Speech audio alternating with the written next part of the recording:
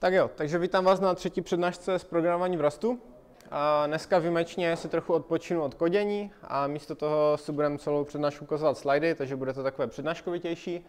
A ocenil bych, kdybyste měli třeba nějaké dotazy, ptali se jako během toho, co vám nebude jasné, ať můžeme aspoň ty slajdy využít. Tak jo, a tématem dneška bude vlastně to, jak Rust zajišťuje takzvanou paměťovou bezpečnost, bez toho, aby měl garbage collector. Jo, protože jako zaručovat paměťovou bezpečnost s garbage collectorem nebo s nějakým reference countingem automatickým není až tak těžké, ale dělat to bez garbage collectoru, to je v podstatě, bych řekl, jako téměř zcela unikátní pro Rust a určitě jako je to unikátní v oblasti jako klasických nějakých mainstreamových jazyků. Co to vlastně je ta paměťová bezpečnost, memory safety? Dneska se o tom hodně mluví, pokud jste to nějak jako online zaznamenali. Já bych to jako velmi zjednodušeně zadefinoval tak, že je to v podstatě absence paměťových chyb. Jo, takže když něco nemá paměťové chyby, tak je to paměťově bezpečné. Když máte jazyk, kterému se říká, že je paměťově bezpečný, tak to znamená, že se v něm ty paměťově bezpečné programy píšou jako dobře, jednoduše, by default. Jo, prostě napsat paměťově bezpečný program v Rustu je v podstatě to, co budete vždycky dělat, pokud se nebudete nějak fakt extra snažit, abyste to porušili. Zatímco třeba v C nebo v C++ je to právě naopak. Jo, tam tu paměťové chyby můžete velmi jednoduše způsobit. No a jaké jsou teda jako, co to jsou vlastně ty paměťové chyby? Tak, přístup do paměti, kde nic není. Ještě něco dalšího? Neuvolnění paměti tam zrovna zahrnovat nebudem. Memory leaky jsou i vlastně v Rustu brány jako bezpečné, protože to jako nespůsobuje zranitelnosti nebo nějaké další problémy. Ano, může vám dojít paměť, ale tohle je zrovna jako věc, kterou budeme dávat jako mimo. Jo, takže memory leaky ty tam úplně zařazovat nebudem, ale budou tam věci jako třeba čtení nenainicializované paměti. Jo, prostě čtu paměť z nějaké proměnné, není nainicializované, nedefinované chování. Dereference null pointeru, to nemáte jenom v C, to máte i v Javě, prostě v jiných jazycích. Přístup mimo rozsah pole nebo prostě nějaké definované paměti. Přístup pointerům, které prostě ukazují dopryč, už byla ta paměť smazaná nebo prostě se nějak přesunula, něco takového. Vícenásobné uvolňování paměti, že v C klasika, use after free, smažu paměť, pak pořád používám ten stejný pointer a tak dále. Nebo třeba i invalidace iteruju nějakou datovou strukturou, během toho, co iteruju, tak ji měním. Jo, to není problém zase v C jenom, ale i třeba v Pythonu, v Javě, jinde. A těch věcí je samozřejmě strašně hodně. No a proč je tohle jako problém? Proč ty paměťové chyby jsou jako tak strašné, že se jim tak jako hodně snažíme vyhýbat? Tak ten problém je v tom, že vlastně paměťové chyby v C a v C++ způsobují nedefinované chování. Jo, to znamená prostě úplně jako cokoliv. Nějakou jako situaci, kterou nemůžeme predikovat, to, že nám ten překladač prostě miskompiluje náš program, to, že tam budeme mít nějakou zranitelnost a tak dále. Jo? A tohleto jako není teoretická věc. A když se jako podíváte do standardu C a C++, tak tam prostě to slovo undefined behavior najdete jako ve stovkách různých jako kopiích. A je to v podstatě o tom, že ten jazyk se snaží být co nejvíce efektivní.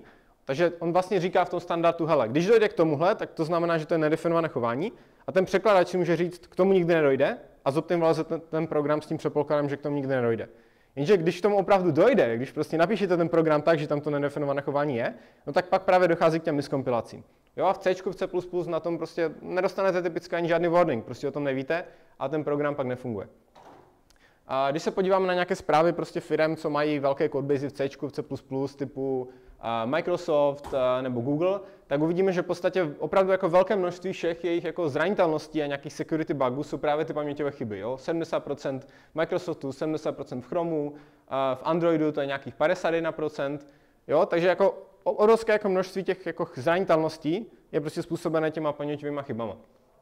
No a dokonce to došlo tak daleko, že vlastně minulá administrativa americké vlády začala vydávat nějaké prohlášení ve stylu, jako už bychom vůbec neměli používat jak prostě jazyky, které nejsou paměťově bezpečné, napsání nějaké kritické infrastruktury, ale dneska v podstatě kritická infrastruktura je jako každý program, který má přístup k internetu. Jo? Prostě pokud přijmete nějaký paket z netu, tak na vás někdo může zaútočit. Jo? Pokud prostě ten program běží v autě, v letadle, v nějakém medicínském zařízení, je to prostě nebezpečné. Jo, jako to, že máte nějakou paměťovou chybu v nějakém programu, tak to může fakt jako dneska znamenat to, že ten program může být jako životu ohrožující. Jo, když jste prostě, nevím, v nějaké zemi, kde je autokratický režim, vy tam děláte jako něco, co se tomu režimu nelíbí a máte prostě v mobilu nějakou zranitelnost, no tak vás prostě přes ten mobil jako hacknou a třeba vás zavřou nebo ještě něco horšího. Nebo když jste v samoředitelném autě, kde je prostě nějaké nedefinované chování, tak to asi nechcete, jako aby se to stalo, když zrovna jako sedíte za volantem, nedáváte pozor a něco se jako špatného stane. Jo, takže opravdu jako dneska už to začíná jako tenhle ten problém existoval posledních 30 let, ale až jako posledních pár letech se jako lidi fakt začínají o tohle zajímat a jako nějak to řešit. A v podstatě dá se říci, že Rust byl jako takovým signálem, nebo takovou jako spruhou, protože předtím se nevědělo, jak to vyřešit efektivně. Ale teď, když jako existuje Rust, tak už jako můžeme říct, hele, no to jako jde dělat, jako jde dělat rychle programy bez paměťových chyb, takže teď už jakoby není žádná výmluva, proč to nedělat. No a Rust, nebo jeho jako autoři si vlastně všimli, že paměťové chyby v C a v C++, teda primárně, vznikají, když se zkombinují dvě takové jako relativně základní situace. A ty situace jsou aliasing a mutability. Co to asi tak může být aliasing? Když jako z toho názvu, jako co byste tak jako čekali, že to... Jako v podstatě mám třeba na jednu paměť ukazující dva pointery. Přesně tak, mám něco v paměti, na to ukazuje více než jeden prostě pointer, reference, proměna, cokoliv. Jo, mám jakoby nějaký jako sdílení těch dat. No a mutabilita, to je asi docela jasné, to je prostě, že ty data se mi zároveň jako mění. Jo? A vlastně jako Rust přišel na to, že tyhle věci, když se zkombinují, tak to je jako velký špatný. Jo? Ukážeme si takový jako klasický example z C++. A máme tady nějaký std vektor, nějaký čísel, jsou tam naalokované 3 čísla na haldě. A ten vektor může být naimplementovaný různě, ale typicky to bude vypadat nějak tak, že prostě má v sobě 3 proměnné. A může to být třeba 3 pointery, nějaký start pointer, který ukazuje na první prvek vlastně té alokace na haldě, a last pointer, který ukazuje vlastně na poslední prvek, který je ještě na té haldě jako validní, a end, který vlastně ukazuje na tu jakoby celkovou kapacitu té alokace na haldě. Jo? Takže teď tady jsou vlastně 3 prvky a ta kapacita má taky 3 prvky, takže ten vektor už je v podstatě plný. Jo? Takhle plus minus nějak může vypadat vektor v C++. No a co teda teď jako můžeme udělat? Tak můžeme udělat ten jako aliasing, to znamená, můžeme si udělat třeba nějakou referenci na první prvek toho vektoru, pak si nějak pracovat, třeba ji vypsat. A tady teda to naše P se vlastně ukazuje teď na tu jedničku. Jo, tak kde tam teď máme ten aliasing v tom programu, co tam teď mám? Jo, prostě ano, přesně tak. Tady, když se podíváme na ten kastlíček, tak na něho ukazují 2 šipky, že jo? To je jako doslova prostě aliasing. Tady to P a tady ten start a tím pádem i ten vek, protože kdybych takhle protáhl tu šipku, tak ten vek na něho taky ukazuje. Takže aliasing samo sobě je v pohodě. Mutabilita je taky v pohodě. Můžu vzít ten vektor, můžu do něho přidat 4, jenže tím, že ta alokace už byla plná, no tak jak funguje ten vektor, no tak on tu alokaci zvýší, typicky třeba 2krát, takže tady z těch 3 prvků udělá vlastně 6, pak překopíruje všechny tyhle ty prvky na to jiné místo v paměti, přidá tam tu 4, to je ten nový prvek, a pak vlastně tuhle tu alokaci zahodí. Že? To je prostě klasické realokovatelné dynamické pole, std vektor, array list v Javě nebo cokoliv. Prostě takhle ty jako pole typicky fungují. A to samo o sobě je v pohodě. Jenže problém samozřejmě nastane, když ty dvě věci jako zkombinujeme. Když jsme měli tady na tu jedničku toho chudáka P, který se na ní ukazoval, a my jsme mu v podstatě jako pod rukama tu paměť smazali, protože jsme měli ještě jiný ukazatel, který vlastně to smazal a udělal něco jiného, tak teď ten chudák P prostě neví o tom, že mu ta paměť jako zmizela, a když my se budeme jako přistupovat na tu původní paměť, tak může dojít k paměťové chybě. Jo, tohle to je v podstatě instantní nedefinované chování, může se ten program zkompilovat, může se jako stát cokoliv. Dává to smysl? Jo? A když se jako trochu zamyslíte nad těma paměťovými chybami, co jsem předtím ukazoval, tak spousta z nich je právě způsobena tímhle. Jo? Prostě double free, no tak měl jsem třeba 2 pointery a přes každý jsem tu paměť uvolnil, že? Use after free, to je vlastně tohle. Přes jeden pointer jsem to uvolnil, přes druhý jsem to používal. Jo? Takže to je iterator invalidation. Iteruju přes jeden pointer a přes druhý pointer změním ten iterátor nebo tu datovou strukturu. Další ukázka, tohle to byla ukázka paměťové chyby, ale tohle nám může způsobovat i jakoby nějakou logickou chybu. Jo? Takže když se třeba podíváte na tuhletu funkci v C++,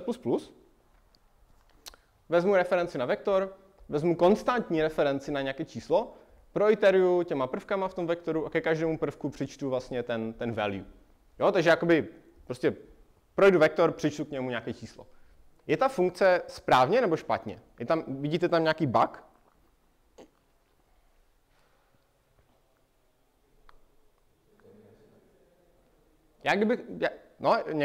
Našel někdo nějaký bug? Kdybych se na tu funkci jako podíval, tak vlastně sam o sobě ta funkce je jakoby v pohodě, jako není tam bug, prostě dělá to, co má. Ale problém je v tom, že ta funkce zase není blbuzdorná, jo? O tom, co jsme se bavili minule, protože já ji můžu použít špatně. Co když udělám tohle? Udělám si vektor třeba samých dvojek, zavolám to add numbers, nacpu do toho ten vektor a jako tady ten value do toho pošlu první prvek z toho vektoru. Tak jaký bude výsledek, když to pak všechno vypíšu, tak co se mi vypíše? Jakých 5 čísel se mi vypíše? Přesně tak, 4, 6, 6, 6, 6. Tak, 4 šestky. No a je to to, co bych čekal? Jako, asi, to sám se nečekal, že se stane něco takového, že jo? Protože já jsem tady vlastně tu dvojku přičetl samu k sobě, takže tady to byla 4, a od té doby už jsem tady přičítal 4 vlastně ke všem ostatním číslům. Jo? Takže vlastně tahle ta signatura té funkce mi tak trochu jako kecala, protože ona říkala, že tohle je konstantní reference na value, takže jako já jakoby očekávám, že to value se nebude měnit.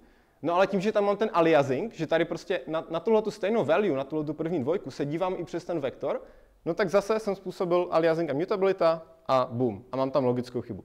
Jo? A na to jako není jako nic v tom jazyku, no, v překladači C nebo C++, které by vás jako na tohle upozornilo. Jo? Dává to smysl? OK.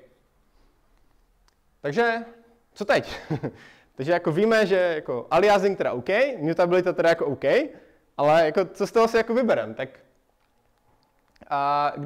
kdybychom měli jenom aliasing, jo, to znamená, mohli bychom jako dělat těch jako víc pointerů, ale nemohli bychom je měnit, tak to by v podstatě znamenalo, že program v Haskellu, že jo, nebo jako v nějakém takovém funkcionálním jazyku, máme prostě spoustu referencí na věci, ale jako nemůžeme úplně přímo měnit na místě. Kdybychom je mohli jako jenom měnit, ale nemohli bychom mít ten aliasing, tak jako teoreticky to jde, jsou nějaké jazyky, které se o to pokouší, třeba high-low, nebo to se to možná jmenuje val, nebo něco takového, takzvané jako value-oriented jazyky, ale je to takové, zatím to úplně jako nefunguje. A problém je v tom, že aliasing je prostě strašně užitečný, jo? Prostě udělat si pointer na nějaké data, sdílet se s tím programem, sdílet se napříč vlákny, to jako chceme dělat, to je jako super užitečné, že jo. No takže co teď? A Rust v podstatě přišel s takovým jako řešením, že můžete buď jako aliasovat, anebo můžete měnit, ale nemůžete dělat obojí najednou vůči jako té stejné proměnné nebo stejné místě v paměti. Jo? Takže ten překladač vás v podstatě jako bude hlídat, abyste tohle nikdy nedělali jakoby v tu stejnou chvíli v úzovkách. Jo? A to je zajištěné v compile timeu pomocí typového systému Rustu, že prostě k tomuhle jakoby nikdy nedojde a to vás právě uchrání všech těch paměťových chyb a dokonce nějakých dalších chyb, které si ukážeme až později. A tomhle pravidlu se říká aliasing XOR mutability. Jo? Ten XOR jakoby říká, že nemůžete dělat obě dvě najednou. Jo? Když budete mít 1 XOR 1, tak vyjde 0, že jo? Takže to, jakoby, to prostě nebude fungovat. Takže buď můžete aliasovat, nebo měnit, ale ne najednou. Jo? Takže to je jakoby teď taková ta jako velká myšlenka Rustu. Ta zaručuje v podstatě valnou většinu té paměťové bezpečnosti v tom jazyku. No a je to díky vlastně jeho typovému systému a překladači a děje se to v compile timeu. Pokud to jde, někdy to úplně nejde, tak to musíme přenést do runtimeu, ale ideálně chceme dělat co nejvíce věcí v compile timeu. No a zbytek téhle přednášky vlastně bude, že si budeme ukazovat, jak toho jako Rust sakra může dosáhnout, jak je to sakra možné. A bude to pomocí 3 systémů: ownership, borrowing a lifetimes. Takže začneme s tím systémem ownership.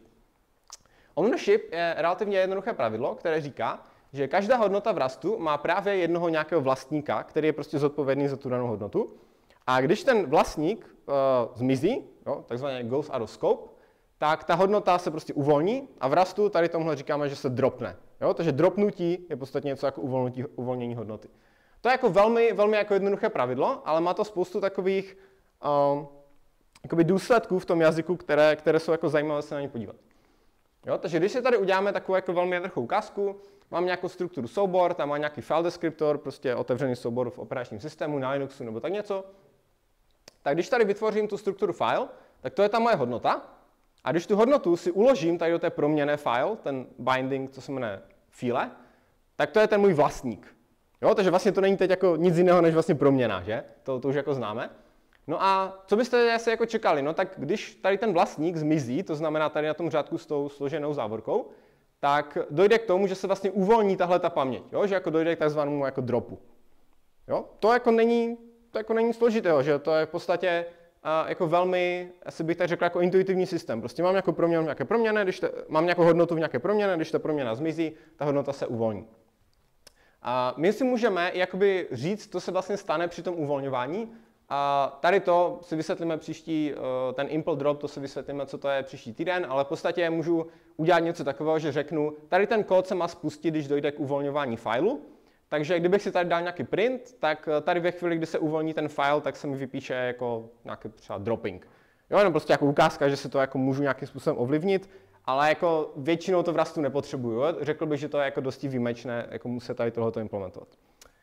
Co vám tohleto připomíná? Tak, destruktor v C++ a ten systém se jmenuje RAII, C++, Resource Acquisition is Initialization. Je takový jako divný název, ale v podstatě to říká to, že v konstruktoru vytvořím hodnotu, v destruktoru hodnotu smazu. No, to je v podstatě všechno. A znamená to, že máte deterministické uvolňování zdrojů, což je jako velmi užitečná věc. A to nemáte třeba v Pythonu, v Java, C Sharpu, tam prostě, když se nějaká proměna jako zmizí, tak se jako uvolní jako někdy v budoucnu. Jo, prostě třeba za milisekundu, za vteřinu, za 10 vteřin, až poběží garbage collector, nebo prostě až smaže nějaká reference a tak dále. Ale v Rustu a C++ ne, tam to prostě víte. Jakmile je to složená závorka konečná, tak prostě v tu chvíli se ta proměna smaže. Jo, a to je jako docela pěkné vědět, s ohledem třeba na spotřebu paměti a tak dále. Jo, zase to může být nějaké jako výkonnostní problémy, ale to teď nebudeme řešit. Většinou je to spíš jako rychlejší. Tak, no jo, takže to je jako super, mám proměnou, dám do vlastníka, vlastník zmizí, tak se smaže, ale co se má stát tady? Co jako teď ten chudák překládač má dělat, když já si udělám proměnou a takhle prostě ošklivě si uložím do jako jiné proměny. A nebo kdybych třeba teď zavolal funkci, která jako bere file a zase do té funkce prostě předal hodnotou tady tu proměnou file. Tak k čemu teď jako má dojít, že jo? Protože já jsem říkal, že to pravidlo je jasné. Jedna hodnota, jeden vlastník. Tak ale tady mám teď jako najednou dva vlastníky, že? Tak to jako úplně, co se jako má stát? Mám mi to ten překladač jako zakázat? Tak co se stane, když tohle to udělám v C++, abychom si to zase nějak porovnali? Tak by default tohleto v podstatě udělá kopii, pokud jsem si nějak nezakázal nějaký copy konstruktor.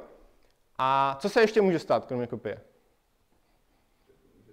Jestli to je pointer, tak to je v podstatě skopíruje adresu. Tak to je pořád ta kopie, jo? Ale co ještě tam je jedna věc, co se může stát, kromě kopie. Může dojít k takzvanému move, neboli přesunu vlastnictví. Tady bych to mohl napsat třeba takto, že udělám std move, což to v podstatě jenom překástí na rvalue referenci a pak se to boukne do té file trojky. No jo, ale když udělám ten move, tak jsem vlastně jako přesunul teď vlastnictví tady té proměny do toho file 3, ale co pak já můžu znovu dělat? Já můžu znovu šáhat na tu původní proměnu, že jo? Je to tak v C++? Umožní mi to překladač? Je to validní? Bude to... Nejsem zase jako znalý takhle C++, ale řekl bych, že to dovolil. Jako dovolí to. A je to jako v pohodě? Jako bude to fungovat ten program? No, jako to bychom se museli podívat do implementace té jako metody, ale jako není to nedefinované chování. Tohle to je normálně jako, takhle to jako v C++ jako může fungovat. Co udělá ten move? Move udělá to, že se zavolá move konstruktor, který může udělat v podstatě jako cokoliv. Jo? A to je právě to, že v C++ to funguje tak, že když já něco movenu, tak já pořád můžu pak šahat na tu původní věc a pořád, když pak zmizí to file, tak se zavolá destruktor toho file. Takže tady se teď zavolá destruktor jak file 3, tak toho původního file. Proto v tom jazyku potřebujeme move konstruktory. Proto, když mám nějakou takovou třeba ten file, který prostě vlastní nějaký resource, a dojde k tomu moveu, tak já tady musím v tom moveu něco udělat s tou původní hodnotou, nějak jakoby vyresetovat, dát nějakou defaultní hodnotu, null, 0, minus 1, prostě něco, protože se pořád bude volat její destruktor.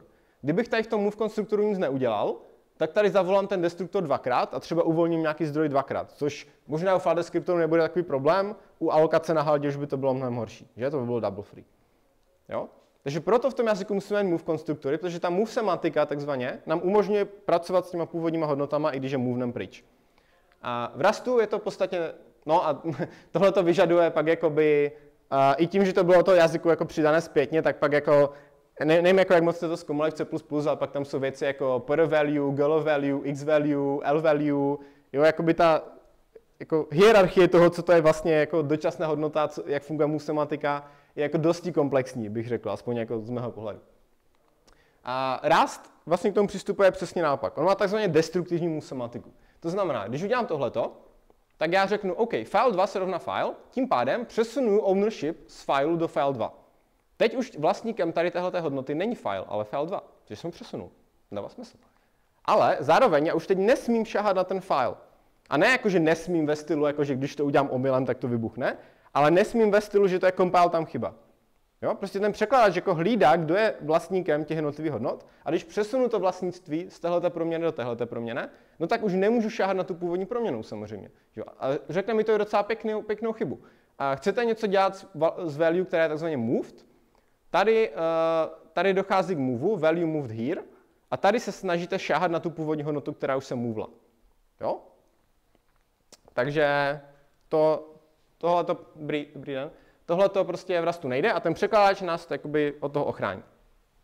A on to nedělá takhle jakoby jenom v těchto jako triviálních situacích, on to dělá, i když to záleží jakoby na nějakých jako runtime hodnotách. Jo? Takže kdybych dělal něco takového, že třeba tady mám prostě nějakou runtime podmínku a jenom v nějakém případě dojde k tomu moveu, tak pokud prostě ten překladač tady uvidí, že hele, na tomhle řádku by se mohlo stát, že teoreticky už ta hodnota byla movenutá, tak mi to prostě už nedovolí na to šáhnout. Zase tohle to bude compile chyba. Mně se vlastně stalo, že file 2, to je to majitele file 2, udělá se destrukce, protože končí scope a vlastně tam by nebylo co číst. Ano, zase bych četl jako data, které jsou uvolněné, smazané, prostě už na ně nesmím šahat. Jo? Jenom tak jako pro zajímavost, jak to funguje, tak tohle to on je schopen odhalit jakoby v compile timeu, jo? Že prostě tady na to nesmím šahat, protože se mohlo stát, že je to movenuté, ale v runtimeu on ještě potřebuje zjistit, jestli má volat destruktor toho fileu. Že? Protože když jsem to movenul, tak file už nesmí volat destruktor, když jsem to nemovenul, tak musím pořád zavolat destruktor fileu. Jo? Takže ten překladač pak tam generuje prostě nějaké bit flagy na pozadí, kterými si v podstatě jako pamatuje, hele, už jsem movenul tu proměnou, ne, tady jsem ji movenul a tady pouze pokud jsem ji nemovenul, tak zavolám ten drop. Což ta funkce drop, to teď je v podstatě jenom funkce, která jako vezme vlastnictví nějaké proměny. Jo, nic jiného nedělá. Můžete si to představit jako volání destruktoru. Jo, a tady v podstatě na tomhle bodě, pokud existuje šance, že na tomhle řádku file moved je true, tak vám to nenechá přeložit. Jo? Zase, mohl bych to jako vyřešit. Mohl bych třeba tady pod tím řádkem copy file napsat file se rovná a vytvořit novou hodnotu, uložit do ní a pak už by to bylo v pohodě. Jo, takže to není jako, že když to jednou movenu, tak už je to jakoby navždy ztracené, můžeš si to pak do toho uložit novou hodnotu. Dává to smysl? OK. Takže jenom jako pro takový recap, move v podstatě v Rustu znamená bitwise copy, to znamená vždycky move znamená, že překopíruju byty, nic víc, nevolá se jakoby žádný kód obslužný, nic takového, nejsou tam žádné move konstruktory, move assignment operátory, copy konstruktory, copy assignment operátory, nic takového prostě v Rustu není. Move znamená skopírování bytů. Jo, a když to vyoptimalizuje, tak to znamená no, jako nic v podstatě. A move vždycky dělá to, že vlastně přesune ten ownership z jednoho vlastníka do druhého. Vezme hodnotu, přesune jinam. Jo? Takže, abychom si to mohli porovnat na jednom slajdu, tak vlastně ty defaulty jsou v Rustu v C++ naopak. Jo? Tady vlastně v C++ by default dojde ke copy a move je jakoby explicitní, když to v Rustu move je default a copy je explicitní. Jo? Tohle je nějaká, ten clone, to si vysvětlíme příští týden, to by v podstatě udělal copy, ale není to žádná jako magie v tom typovém systému, je to v podstatě zavolá nějaké funkce a vy si musíte jako naimplementovat, typicky. Jo? A řekl bych, že tenhle ten default je jako lepší, protože jednak se vám jako, už jenom jako třeba z pohledu výkonu, tady se vám prostě něco jako skopíruje, což je typicky jako dost drahá operace a děje se to implicitně a by default. Jo? Což jako většinou moc jako nechcete. Jo? Jako v C++ tohle je jako velmi častý zdroj výkonnostních chyb, že se vám prostě něco omylem kopíruje, pak na jedno místo přidáte ampersand a program se 5krát zrychlí. Jo? Takže myslím si, že tenhle ten default celkově je jako lepší. Tak, možná si jako říkáte, že OK, to zní jako tak divně, jako tak dost drakonicky, ale co když prostě budu chtít si uložit do proměny jako číslo a teď jako si to uložit do jiné proměny, tak znamená to, že už jako nebudu moc šáhat na tu proměnou? No, neznamená, protože kdybychom to stejné, co jsem teď ukazoval s tím filem, zkusili například s normálním prostě číslem u 32, tak zjistíte, že tenhle ten kód úplně v pohodě funguje. Jo, tohle to se nám jako v pohodě přeloží. Tak jak je to možné? Tak teď jsem říkal, že prostě když to tam jako přesunu, tak už jako nemůžu šáhat na tu původní proměnu a tak dále, tak jsem kecal. Nekecal jsem, ale je samozřejmě pravda, že pro určité typy, které jsou velmi jednoduché, prostě jenom pár bajtíků, číslo, nemají žádnou logiku, žádný resource, který by prostě alokovali, museli dropovat nebo tak tohle to by bylo jakoby zbytečné, takhle jakoby tvrdě dodržovat to pravidlo. A zrovna tady ty základní typy čísel, jako třeba ta i32, tak implementuje takzvaný trait, který se jmenuje copy. Trait je si vysvětlíme příští týden, ale v podstatě to znamená, že ten typ má nějakou vlastnost, že je copy. A když je nějaký typ copy, tak to znamená, že ve chvíli, kdy dochází k nějakému movu s tím typem, tak předtím, než se to movne, tak se ta hodnota rozkopíruje a pak se movne jenom ta kopie. Jo, takže v podstatě dá se říci, buď to můžete představit tak, že místo movu dojde ke kopii, anebo si to můžete představit tak, že těsně před tím movem se vytvoří nová kopie a ta kopie se pak movne do té nové proměny. Jo, takže pro jednoduché typy se to chová tak, jak byste čekali, ale když už budete mít třeba struktury i námi nebo něco takového, tak tam bude dodržován to pravidlo, že už nesmíte šahat na tu původní proměnu. Tak, kdybych si to chtěl udělat pro vlastní typ, třeba budu mít nějaký vektor 3 čísel, který prostě nemá žádný pointer na pozadí, žádný file descriptor, jsou to prostě jenom 3 čísla, tak si tady můžu velmi jednoduše zase, ty traity si budeme ukazovat příští týden, to se nedá vysvětlit jakoby v jednom pořadí, to musím trošku skákat, tak tyhle traity, jak to funguje, si vysvětlíme příští týden, ale v podstatě jediné, co to říká, je, tenhle ten typ má vlastnost copy. Jo? A tím pádem, když pak si udělám vektor 3, uložím si ho do proměny, tak dojde ke kopii a zase můžu šáhat na tu původní proměnu. Jo? Takže můžete si jakoby určovat, které typy prostě jsou copy, takové prostě čísla, data a tak dále, a které ne. Ten copy je v podstatě transitivní, takže když budu mít třeba tuple a všechny věci uvnitř jsou copy, tak ten tuple je copy. Když budu mít pole, věci, které jsou copy, tak celé to pole je taky copy. Jo? Takže nějak se to jakoby mezi sebou přesunuje ta vlastnost. Tak, nějaké dotazy k tomu copy? Dobrá. Jo, ještě bych k tomu dodal, že když je něco copy, tak samozřejmě proto nemůžete jako implementovat destruktor, že? Protože to by jakoby odporovalo tomu, že to je jenom jednoduchá věc, která nevlastní žádné zdroje. Zase, jako co by se stalo? No tak tady bych si to skopíroval a teď bych ten destruktor zavolal dvakrát, jenže když tam nemám ty copy konstruktory, tak abych neměl šanci jako upravit ten zdroj, že? Takže to by zase úplně nefungovalo. Jo? Takže když je něco copy, nemůže to mít ten drop. Tak. No a teď jsme si ukazovali, že ten ownership vlastně nám částečně řeší jako paměťové chyby, to znamená, prostě nedojde nám třeba k tomu, abychom po smazání už tu hodnotu jako nějakým způsobem jako používali, ale my to můžeme použít, ten ownership, i pro blbozdornost a je jako spoustu use caseů, ve kterých se dá ten ownership pro tu blbozdornost použít. A já teď o tom jako není tahle ta přednáška, takže ukážu vám takový jako jeden příklad, abyste měli jako představu, pak si to zkusíte na cviku. Mám strukturu file, zase nějaký file descriptor, mám tady metodu close, která prostě zavře ten file descriptor. Jo? A teď, klasická situace, vytvořím si file, nějak, to je teď jedno, mám nějaký kód, ten file zavřu. Jo, už jsem prostě, zavřel jsem ho, můžete si představit, že to je soubor, socket, prostě jakýkoliv zdroj, který se dá zavřít. No jo, a teď v té funkci prostě mám dlouhou funkci, pak tam mám ještě spoustu dalšího kódu a omylem, potom, co jsem si zavřel ten svůj zdroj, tak se z něho ještě snažím číst, nebo ho prostě nějak se ho snažím použít. Jo? Tohle se vám stane jako velmi jednoduše v podstatě jako v libovolném jazyku. Nicméně v Rustu tohle to zase nepůjde. Tohle to bude prostě compile tam chyba. Proč? No protože tahle ta metoda bere self, to znamená odkaz, jakoby, tohle to v podstatě znamená, to je něco jako this C++, bere to odkaz na ten file, ale tím, že je tam napsáno jenom self, tak to bere ten file hodnotou. To znamená, musím předat ownership do té metody, toho fileu, aby šla zavolat. Takže když tady zavolám tu metodu, tak předávám tím volaním metody ownership té proměnné file sem, a tím pádem, když jsem předal ten ownership, když došlo k tomu movu, tak už nemůžu tady šahat na tuhletu proměnou.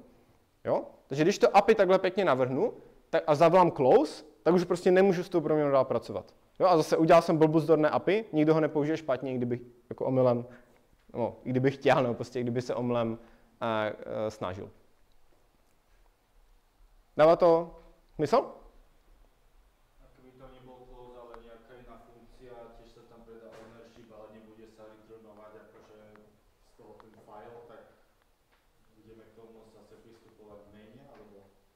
Ukážeme se za chvilku. Jo? A doby, jo, jakoby, ano, teď si můžete říkat, jako dobře, když předám, jako můžu tam určitě mít nějakou volání metody, které nepředá ownership, 100%, ale i když jako předám ten ownership, tak pořád jako pak ještě třeba na to můžu šáhat, když se ho zase vrátím z té funkce nebo z té metody. Jo, to si ukážeme za chvilku. Tak. No, takže viděli jsme ten ownership, jo, že nám může pomoct jednak s blbozdorností, jednak s paměťovými chyby. A co nám ten ownership vlastně jako zajišťoval z těch dvou věcí, aliasing, mutability? Mutabilitu. Když jsem vlastník té hodnoty, tak vím, že nikdo jiný prostě na ní nemá přístup. Takže si můžu měnit, jak chci. No, ten ownership nám zaručuje, že vždycky tu hodnotu můžeme měnit. Když něco vlastním, můžu to měnit. Ale mám tam nějaký aliasing? No, jako úplně ne, že jo? Protože to zase odporuje tomu pravidlu jako toho jednoho vlastníka. Když tu věc movenu někam pryč, tak už na ní nemůžu šahat z té původní proměnné, takže tam nemám aliasing. A když mám ten copy typ a dojde k té kopii, no tak já si vlastně vytvořím novou hodnotu. A teď mám jakoby dvě hodnoty, takže zase nemám aliasing na tu stejnou původní hodnotu. A mám prostě dvě proměnné, dvě hodnoty, separátní, a už tam zase není aliasing. Jo, takže ten ownership sám o sobě nám vlastně umožňuje mutabilitu, ale ne aliasing. OK. Jak by se žilo v takovém světě bez aliasingu? Jako, mohli bychom tak programovat? Jo, což vlastně je přesně asi ten váš dotaz. Pokud bychom tomu fileu dali metodu read, která zase bere ownership toho fileu a vrací prostě nějaký byte, který si načetl z operačního systému, to je teď jedno, tak co kdybych teď chtěl z toho fileu přečíst úplně všechny prostě byty? No tak si udělám cyklík, zavolám tady data se rovná file read, když to něco vrátí, tak to vypíšu, když to nic nevrátí, ukončím cyklík, prostě vrací to option, OK. No jo, ale když to teď přeložím, tak se to nepřeloží. Proč? No protože ten read bere ownership, takže po prvním zavolání tady té metody už jsem se zbavil souboru a prostě přečtu jeden byte a nic. Jo? Takže už by se to nepřeložilo, takový program. Tak jak bych to teď mohl vyřešit, aby se to přeložilo? Napadá vás něco? Tak to si ukážeme za chvilku, ale jako bez nějakých referencí pointerů, jenom prostě s tím ownershipem, jak bych to mohl vyřešit? Tak bych měl zase, vracel bych tuple, kde by byl option a ještě file, a ten file bych si vlastně přepsal tím jako filem. Přesně tak, my nejenom, že můžeme ten ownership, že ho, dávat do metod nebo funkcí, my ho můžeme i vracet, že jo? Můžu v Rustu vracet hodnoty z funkcí. Takže já můžu třeba udělat přesně něco takového, že z té metody si vždycky vrátím prostě file a ten výsledek. Tady přidám ownership dovnitř, tady vrátím ownership a tady, když si vlastně zavolám tu funkci, tak si vlastně přepíšu tu původní hodnotu, kterou jsem tady movenul a už zase mám v ní korektní hodnotu a ten program se přeloží a bude normálně fungovat. Jo. Takže jako šlo by to, ale asi jako když se na to teď podíváte na ten kód, tak jako tohle se hodí. Určitě jsou jako use case, kde se tohle fakt jako hodí, ukážeme si později. Ale kdybyste takhle měli psát jako všechny programy, tak to bude dost jako otrava, že jo. Když si představte, že máte 10 množných funkcí a když si chcete prostě z toho mainu teď jako vrátit tu hodnotu, tak teď z každé té funkce, co voláte, tak budete prostě muset vracet ten vstupní parametr, nedej bože ještě, když bude víc, tak to by byla jako pěkná otrava, že? Takže tohle to jako úplně jako by nebylo moc ergonomické, když tak řeknu. Takže úplně nám to jako nestačí. A abychom teda mohli dělat ten aliasing, tak tomu budeme potřebovat něco, čemu se říká reference, což je v podstatě jako, když si představíte referenci z jiných jako programovacích jazyků, tak to je jako dost podobná věc. Takže a to vytváření těch referencí se v Rustu jmenuje borrowing. Jo, to znamená nějaké jako půjčování té naší hodnoty, že nepřebíráme vlastnictví, a jenom si ji půjčíme. Reference v Rustu jsou v podstatě pointery. Jo, v podstatě je to velmi podobné jako reference v C++, ale mají jako mnohem pěknější vlastnosti než ty reference v C++. Jednak vždycky musí být inicializované, takže neexistuje, že si prostě uděláte referenci, která se jako na nic nekouká, nebo nějaký null pointer nebo tak. Nemůžou být prostě jako nikdy null. Pokud chcete mít referenci, která jako nemusí mít hodnotu, tak ji prostě musíte obalit třeba v optionu. Jo, pak máte option reference a už je to OK. Ale samotná reference vždycky se dívá někam a vždycky se dívá na validní data, které jsou prostě správně zarovnané, které jsou v paměti tak, jak mají být. Vždycky prostě přes tu referenci můžu přistoupit k těm datům, něco s nima udělat. A ještě co jako jiné od třeba C++ je, že tam existují vlastně dva typy referencí v Rustu. Ten první typ referencí se jmenuje shared reference, neboli sdílené. A já těm referencím občas budu říkat i borrows. Jo? Takže jako shared reference nebo shared borrow pro mě bude úplně to stejné. Jo? Je to prostě jenom synonymum a je to i trošku kratší. Takže tady vidíme vlastně tu syntaxi, jak to vypadá. Udělám si nějakou proměnou, mám tady vlastníka, to je ten vec. A můžu si udělat referenci tak, že prostě udělám jako ampersand vec, tím získám referenci na ten vektor. Tady si udělám druhou referenci na ten vektor a mám dvě reference. Jo, takže už tady vidíme, že ty shared reference nám vlastně zajišťují ten aliasing, protože teď máme přesně jako dva pointery na tu stejnou věc. Tak, jaké ty shared reference mají pravidla? Tak už jsme viděli, že jako může jich existovat víc na stejnou hodnotu, to je jakoby ten smysl, proč je máme. Ale tím, že jich může existovat víc, to znamená, že dělají ten aliasing, tak zároveň nesmí umožňovat tu mutabilitu. Jinak by zase porušili to základní pravidlo XOR alias XOR mute. Jo, takže když mám jenom takovouhle referenci, tak tady jsem měl mít spíš to R1, ale tady si prostě představte, že přistupuji přes referenci, jo, pardon. Tak nemůžu přes tu referenci prostě měnit tu hodnotu. Jo, můžu z ní jenom číst. a nemůžu z ní jakoby předat vlastnictví. Jo? Takže když mám, zase špatný název funkce, tady jsem trošku nedopravil slidy, když mám prostě nějakou referenci, volám nějakou funkci nebo metodu, která chce vlastnictví té hodnoty, tak to se mi nepřeloží. Jo? Když mám prostě něco půjčeného, nemůžu přidat vlastnictví. Jo? Když máte, já nevím, když máte bydlíte v bytě, jako v nájmu, tak nemůžete teď ten byt někomu jako prodat. Jo? Tak to jako nefunguje. Prostě vy to máte půjčené, tak nemůžete to prostě někomu jako předat. Jo? Máte to jenom vypůjčené. I když jako, kdyby to šlo, tak možná to je, jedno to asi půjde, no, než vás odhalí. Takže teď, když se vrátíme k tomu examplu s tím file read, což taky byl asi váš dotaz, jako jak to udělat, tak vlastně kdyby ta metoda brala takhle jenom jako shared referenci na self, no tak ona, jakoby, když ji zavolám, tak potřebuji mít tu referenci na file, ale nepředávám vlastnictví toho fileu a tím pádem pak můžu jako tu metodu prostě volat do Alleluja a nepotřebuji furt si vracet ten file z té metody a tak dále. Jo, takže to je v podstatě tak jako klasicky, jak kdybych to porovnal třeba s C++, tak tam v podstatě takhle jako funguje, dá se říct, jako většina metod, jo. Prostě this je jakoby pointer. Přidávám vždycky jenom jako pointer na tu věc do té metody. A případně do funkce se můžu poslat referenci a nemusím tam tu věc jakoby moveovat. Takže to je první typ těch referencí, to jsou ty shared. Druhý typ, já jim říkám unique reference, unikátní. Určitě se možná i častěji online setkáte s názvem mutable reference. Ono se to i v Rustu takhle píše, že to je ampersand mute.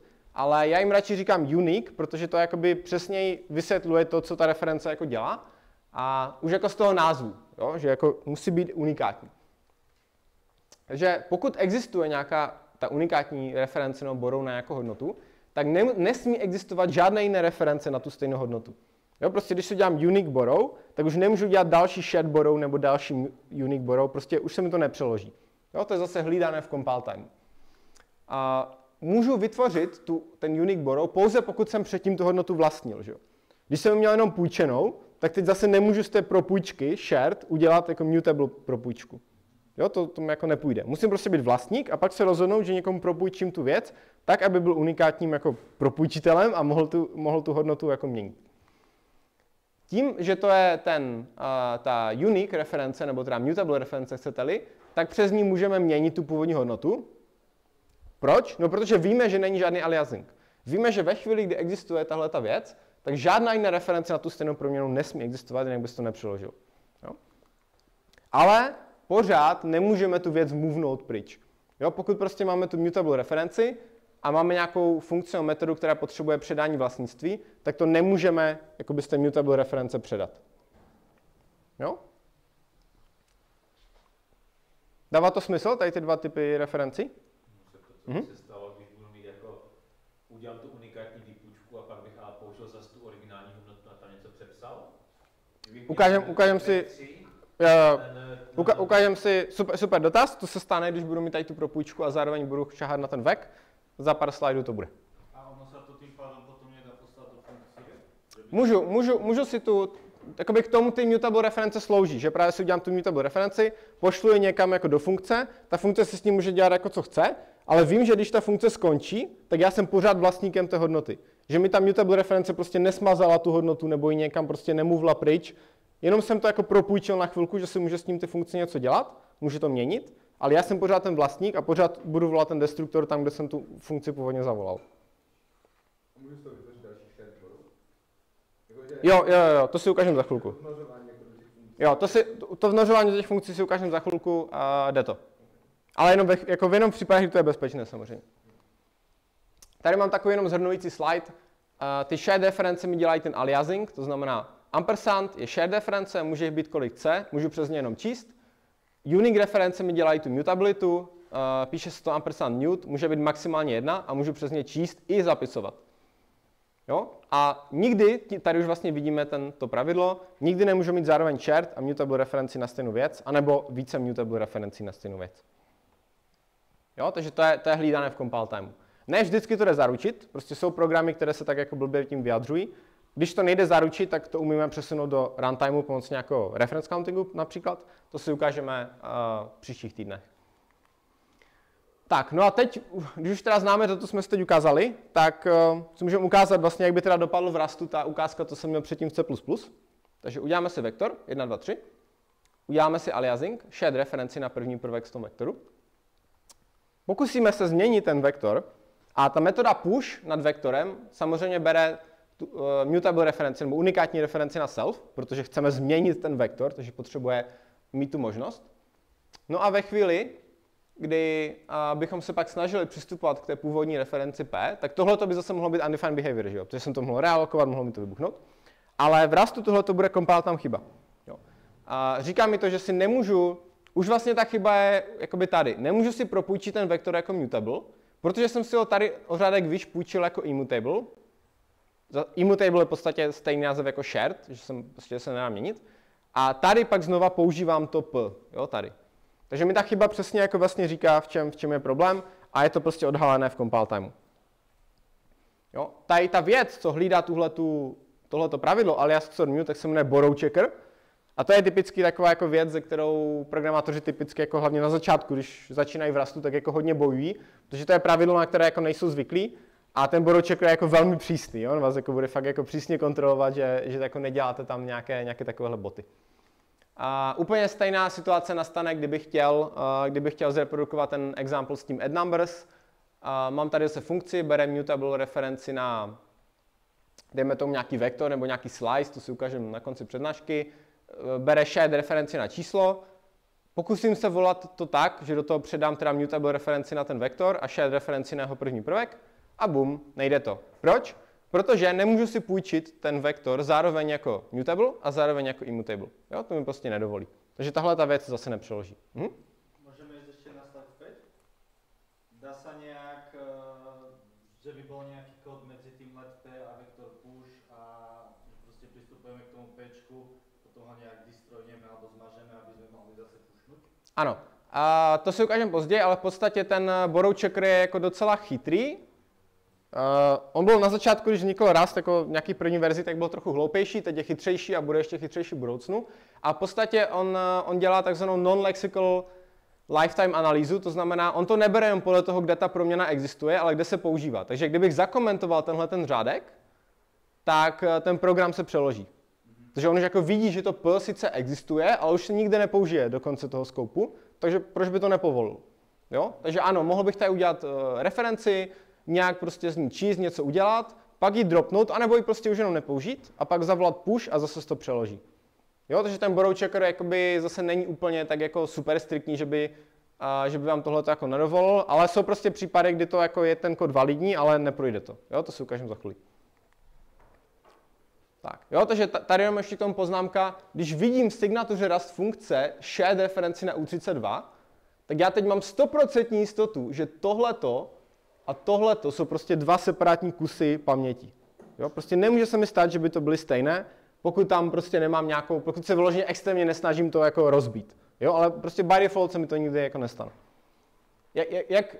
Což jak mimochodem ten překladač používá jako k lepším optimalizacím. Takže on teď ví, že prostě nemusí teď to value pořád načítat z paměti, načte si to jednou do registru, protože ví, že tenhle ten zápis nemůže upravit hodnotu toho value. Jo? Nevím, jestli třeba tušíte, jak v C, v C++ bych mohl tomu překladači říct, že tam jakoby tahle ta vazba je, že ty dva pointery jsou, jako, ukazují na různou paměť. Smart pointery ne, ale tam klíčové slovo v C, které se jmenuje restrict, nevím, jestli to někdy použili, a tím bych v podstatě jako mohl říct v tom překladači, že ty věci se jako neukazují na tu stejnou paměť a pak může aplikovat podobné optimalizace. Jo, ale samozřejmě ten překladač za mě v C jako nikdy nepohlídá, že tomu tak opravdu je. Jo, jako v tom Rustu mě to by default hlídá, že jsem to nepokazil. Tak, takže to je borrow checker, s tím si užijete spoustu zábavy, když budete programovat v Rustu. A můžeme si tady ukázat třeba ještě takový jako další example, jako kde by se to mohlo rozbít. Takový jako docela jako nevinný kód, že mám nějaký enum, udělám si proměnou s hodnotou toho enumu, vezmu si referenci na to, co je vlastně uvnitř toho enumu s nějakým pattern matchingem a pak udělám mutable referenci na tu stejnou věc, upravím, co je uvnitř, takže místo toho, aby tam byla ta varianta s tím číslem, tak tam dám variantu se stringem a pak se pokusím vypsat tu původní referenci na to číslo. To je taková jako ukázka, kde se dá jako pěkně ukázat, že jako borrow checker je potřeba, i když neřešíte žádnou správu paměti nebo více vláken nebo tak. Jo, prostě tohleto třeba nemusíte řešit C++, protože tam nejsou inamy, ale prostě v Rustu, kdyby nebyl borrow checker, tak tohle to bude okamžitě UB, že jo. Tady bych četl nějakou paměť jako číslo, ale ve skutečnosti už ta paměť je v to jako uložený string. Jo. Takže tohle je určitě jako nevalidní program. Jo. Vidíte ten bug? Jo. A ten se nepřeloží samozřejmě, jo, jako to byla jako compile chyba. No jo, ale když vlastně vezmeme tenhle ten stejný program a jenom místo toho enamu tam použijeme úplně jako klasické číslo, takže mám číslo, vezmu si na ní mutable referenci, tu mutable referenci měním, to je v pohodě. Ale když si to zase jako teď kolem toho si udělám ještě tu shared referenci a pak si jako snažím použít, tak tohle je v podstatě úplně ten stejný kód, jako jsem měl s tím enamem. Vlastně je to úplně stejný kód, jako jsem měl s tím vektorem, jo? Když si tady představíte, že tohle je ten vec push a tohle je jako by vzít si referenci na ten první projekt vektoru, tak tohle se mi v Rustu jako taky nepřeloží. Jo? A když se teď podíváte na ten kód, tak je v tom kódu jakoby něco špatně, jako může tam dojít k nějakému problému, může tam být nějaký nedefinované chování, memory error, nějaký bug, nebo je ten kód vlastně jako v pohodě? OK. Overflow neřešme, jo, tak kde sice přičítám jedničku, tak to asi jako, to by muselo být zajímavý jako počet bitů, aby to přeteklo, to muselo být něco jako 3,7 bitů nebo tak něco, to asi úplně nepůjde. Ne, ten kód je jako v pohodě, jo, ten kód je jako správně, ale tady vidíme instanci toho, kdy máme vlastně jako kód, který je vždycky v pohodě, správně, nedá se použít špatně, žádná paměťová chyba, ale stejně se nepřeloží, jo. Takže to je jako něco, co musíme taky, nebo jako nemusíme, ale jako dobré se nad tím zamyslet, kdy v podstatě funguje to jako nějak tak, to bude takové jako okénko do teoretické informatiky, jo. To je od mojí kamarádky, která se tím hodně zabývá, tak ona k tomu má takové pěkné myšlenky. Tak si představíte, že máme jako všechny možné programy, které jde nakodit, to je tady ta jako šedá krabička, tak nějaká podmnožina z nich budou jako korektní programy, to je tady to modré, že?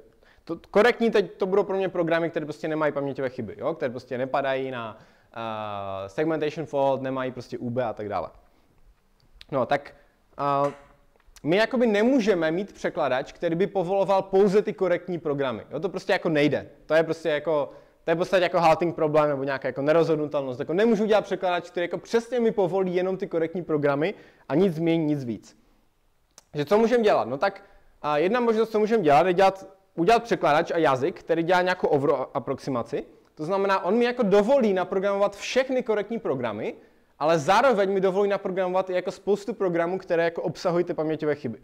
Jo. Tak to je jako typicky C nebo C++, že jo. Prostě v tom můžu nakodit v podstatě úplně všechno, ale zároveň mi to jako dovolí přeložit bez compile tam chyby prostě i ty špatné programy, že jo.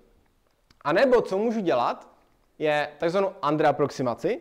To znamená, že můžu dělat v tom jazyce nebo překladači jenom programy, které jsou bezpečné, ale jsou prostě programy, které nemůžu nakodit.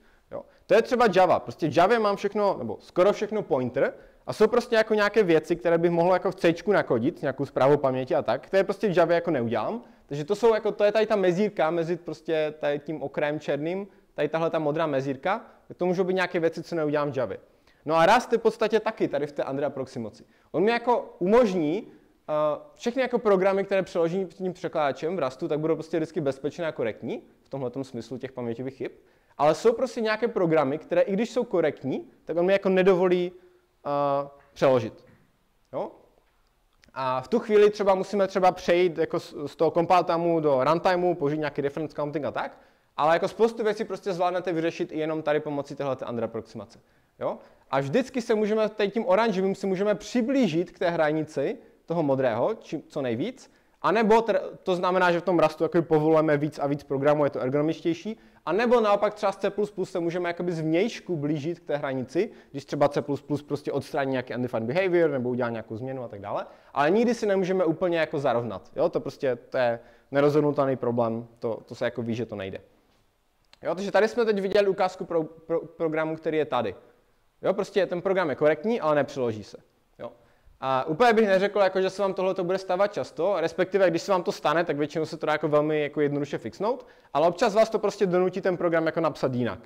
Jo? A typicky jako lépe, jako s lepší architekturou, která prostě nebude jako 50 pointerů, které se jako mezi sebou mají nějaké špagety, ale tak, aby to fakt jako dávalo smysl s ohledem na to vlastnictví dat. Tak, nějaké dotazy k tomuhle? Dává to smysl trochu? Jo, takže to pak jako, když si jako někteří jako lidi stěžují na to, že prostě C++ programátoři si stěžují na to, že v Rustu něco nejde udělat, nebo že to je prostě úplně debilní, tak ti můžou třeba narážet na to, jako že prostě tady ty programy tam jako neudělají, třeba jednoduše, dá se to udělat nějak složitěji, ale ne třeba úplně jako tou nejpřímější variantou. Ale zase prostě nemusíme řešit tady celou tuhletu fialovou ohrádku, do které můžete v C prostě strašně jednoduše spadnout omylem. Jo? To je jakoby ta myšlenka. Tak, takže teď takový rychlý quiz, jenom jestli jste dávali pozor. Měl by se tenhle ten program přeložit.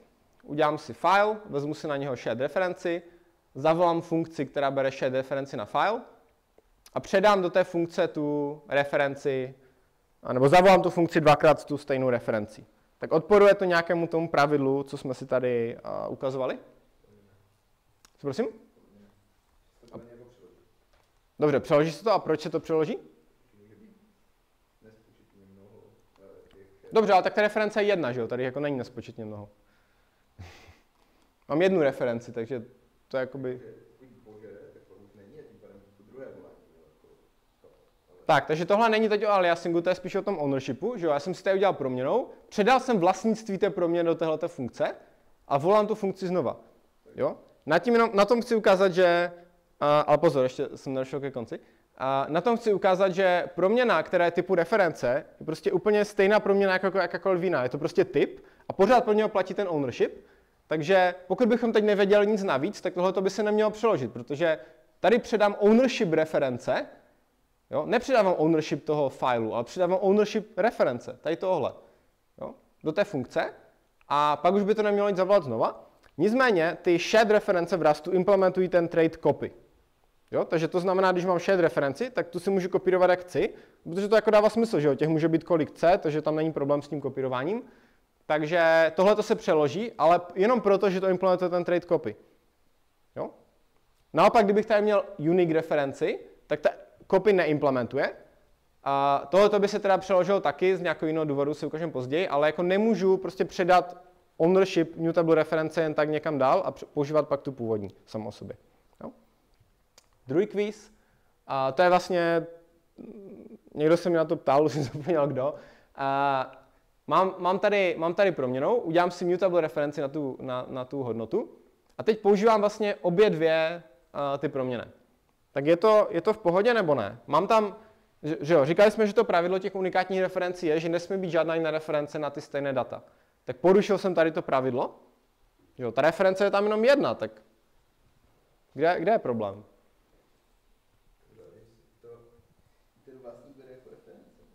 No určitě jo, že jo, protože má přístup k těm datům, že jo.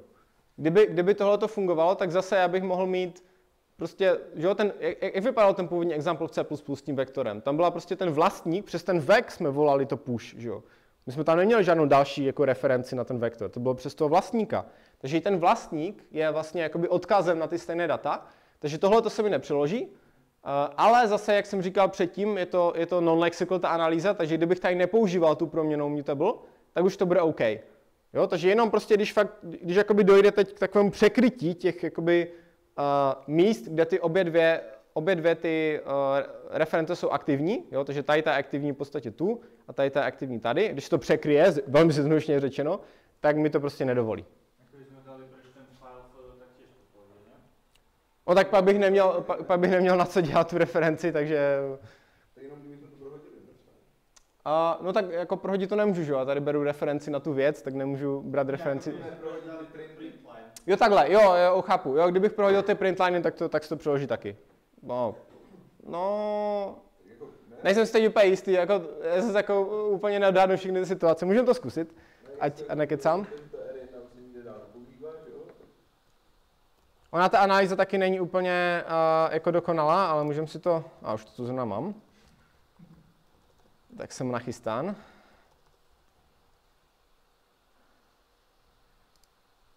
Jo, přeložilo se to tak, že non-lexical lifetimes očividně funguje. Takže jo, tady v tom případě, protože oni jako jsou situace, kdy ten null cycle lifetimes nestačí, prostě kdy, to je jako na jiné povídání, ale jo, tady v tom případě, kdybych to prohodil, tak to bude OK. Tam byl dotaz, tuším? No, já jsem se chtěl zeptat na opačné provozní, kdy třeba ten první print byl zase jako na tím R1, aby to taky šlo. Jo, kdybych tohleto prohodil, tak zase můžeme si to zkusit, ať to máme, ať si tady, jo, takže to jsem chtěl udělat takhle a tohle jsme chtěli dát sem. Tam si myslím, že by neměl být žádný problém, protože tam vyloženě ten file se používá naposledy tady a pak se udělá ta reference a ta se použije tady. Jo, pokud třeba trochu něco víte o tom, jak se implementují překladače, tak je tam nějaký koncept jako liveness, to znamená, jestli nějaká proměna je live, a když nějaká proměna je live, tak to znamená, že ještě někdy jako později v té funkci bude aspoň jednou použita, takže tam se vlastně kontroluje, jestli ty proměny jsou live nebo ne.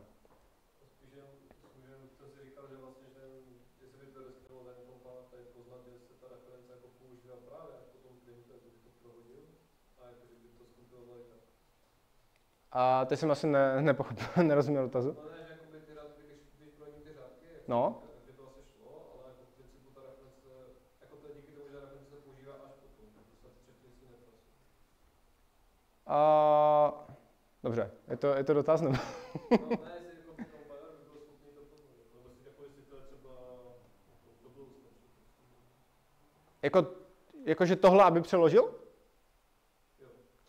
Ne, to je prostě špatně. Tady bych mohl teď ten file prostě, si představíme zpátky, že to je ten enum, tak tady na tom řádku můžu teď upravit ten enum a tady bych pak četl, měl bych prostě referenci na jinou hodnotu v tom enumu a byl by to UB. Akorát není ten jako, že tady v podstatě jenom probíhá čtení dat. Jo, jako tohle je zase jako ukázka příkladu, který je jako korektně, ale který se nepřeloží. Ale v tom typovém systému já nemám jak rozlišit, že jsem jako udělal tuhletu věc, anebo že jsem udělal nějaké UB. Takže mi to prostě... Explicitně říct, že z toho chci jenom číst tím, že tam je to new. Ano, kdyby tady nebylo to new, tak to bude OK. Ale prostě primárně se teraz posílá iba na posílání dat do funkcí a skopy a podobně. Jako ano, často ty reference chceme právě na to, aby byly mezi funkcemi, o tom se teď budeme hodně bavit, ale jako i jako uvnitř jako jedné funkce se občas prostě hodí udělat si nějakou referenci, nějak s ní pracovat. Ale ano, jako primární je, abychom si to posílali mezi funkcemi, to je samozřejmě ten hlavní use case. Tak, takže nebylo by tam new, bylo by to vlastně jenom ta čtecí reference, změnil bych hodnotu ve failu, mohl bych zase použít jako tu referenci čtecí nebo ne? Tak, ono se to v podstatě, když jakoby, asi chápu dotaz, takže dejme tomu něco takového, takhle a teď udělám takhle? Takhle to bylo myšleno? No ono se to totiž chová v podstatě tohleto, když jako napíšu tenhle ten řádek, tak si to můžete představit jako, že na pozadí on se pokusí, ano, on se pokusí udělat tu unikátní referenci. Jo, jenže to mi nepovolí, že jo? Protože on tady říká, hele, ty jsi spůjčil tady file jako shared, tady se snažíš ho jako měnit, což v podstatě si můžeme představit, jako, že se to snaží vytvořit tu unikátní referenci, ale tady později pořád používáš tu shared referenci, takže to nejde. Jo, protože zase, tady bych si teď mohl změnit ten enum, přepsat si string čísla. Tady je vlastně tím, že furt je to validní, a kdyby to byl třeba vektor a tam bych si referencoval část toho vektoru, tak to zase může být úplně nefunkční. Ano, ten překladač jako není schopen rozlišit, jestli tady děláte jako bezpečnou práci nebo nebezpečnou, proto to prostě nepovolí. Jo? Tak, takže ještě nějaké dotazy k tomuhle? Dobrá, takže viděli jsme ownership a borrowing, ale teď si k tomu borrowingu musíme říct ještě takovou úplně jako separátní kapitolu samou pro sebe, protože ten borrowing, takhle jak jsem ukazoval, tak on funguje jenom jakoby uvnitř jedné funkce, ale aby fungoval i napříč funkcemi, tak tomu bude muset přidat ještě něco navíc a tomu se říká lifetime. Jenom jakoby tak na ukázku, abychom si jako představili, o čem se budeme bavit, tak když si C++ zase představíte nějakou funkci, kde mám nějakou hodnotu, uložím si do nějakého pointeru adresu té hodnoty, pak ta hodnota jako zmizí, smaže se, a pak se snažím jako přistupovat k té původní hodnotě přes ten pointer. Že? Což ty lifetime je to jako čárečkou přes generika, nebo to tady jo. ještě nebude? Jo, to je ono. Jo, takže tohle je samozřejmě problém v C++, jo, úplně jako klasický problém. Nebo prostě vracení adresy na lokální proměnnou z funkce. A my jako musíme v tom programu, když ho píšeme, tak musíme právě myslet na to, jakoby, jaké jsou takzvané lifetime, nebo nějaké životnosti proměny, s kterými pracujeme, a jak souvisí s pointy nebo s referencemi, které ukazují na ty proměny. No a v C a v C++ to prostě musíme držet v hlavě. Když to pokazíme, tak ten program bude obsahovat UB nebo paměťovou chybu. V Rustu to ten překladač zase bude dělat za nás, ale aby byl toho schopen, tak musíme přidat nějakou jako komplexitu do jeho typového systému. A to budou právě ty lifetime. Jo, takže představme si zase nějakou ukázku jako Rust funkce. Mám nějakou strukturu point, vytvořím si hodnotu toho pointu, udělám si referenci na jeden atribut té struktury a pak vlastně tu strukturu smažu. Jo, já tady budu používat tu funkci drop, místo toho, abych tam dělal všude ty složené závorky, protože pak by to vypadalo tak divně a bylo by to složitější ten kód. To je ekvivalent, to je jako kdybych chtěl zrušit tu funkci explicitně bez těch... Tu proměnou, ano. Ona jako ve skutečnosti ta funkce drop, ona se zavolá. Jo, ale jako jenom chci ukázat jako jenom pro zajímavost, jako ta funkce drop a vypadá takhle. Jo, teď jako kdybych prostě, ona je jako generická, ale kdybych prostě teď dropoval nevím, třeba string, tak ona vypadá takhle. Ona prostě převezme vlastnictví a je prázdná. No a tím pádem se ten parametr smaže a to je všechno. Jo, takže to vyloženě znamená jen prostě předej vlastnictví někam jinam, smaž to a tím pádem už nebude dostupné v té původní funkci. Jo, není to žádná magie, prostě jenom je to prázdná funkce. Tím se zavolá destruktor neboli drop. No tak, když mám tenhle ten kód, tak zase, je tam paměťová chyba, nebo je to OK? Měl bys to přeložit? No nemělo, že? Protože zase mám pointer prostě na data, které se smažou. Tady na zásobníku by to možná tolik nevadilo, ale to můžou dělat cokoliv ten drop, že jo? To můžou být data na haldě. Takže tohle to se nepřeloží. Protože ten překladač vidí, že tady ta reference se dívá dovnitř do toho P, a když pak to P smažu, no tak samozřejmě na to už nemůžu šahat, že? Takže borrow checker je prostě chytrý a pozná to. No jo, takhle je to easy, jako to bychom naprogramovali, že jo? Ale co když já zavolám prostě nějakou funkci, nějaké get y, a teď ta funkce get y bere jako referenci na point, vrací nějakou referenci na číslo, a teď my jako nevidíme, co je jako uvnitř té funkce. Jo? Tam může být prostě z jiné knihovny, tam může být prostě někdo úplně, nemám jako dostupný její zdroják, i kdyby ho měl dostupný, tak kdyby ho musel analyzovat, tak to vybuchne, ten jako, už tak se raz překládá docela pomalu, tak to by jako nešlo, prostě se dívat ještě dovnitř do těch funkcí. Takže jak to jako teď pozná ten překladač, že tady jako teda může dojít k nějakému problému, že jo? Takže tohle to může být OK, anebo to nemusí být OK.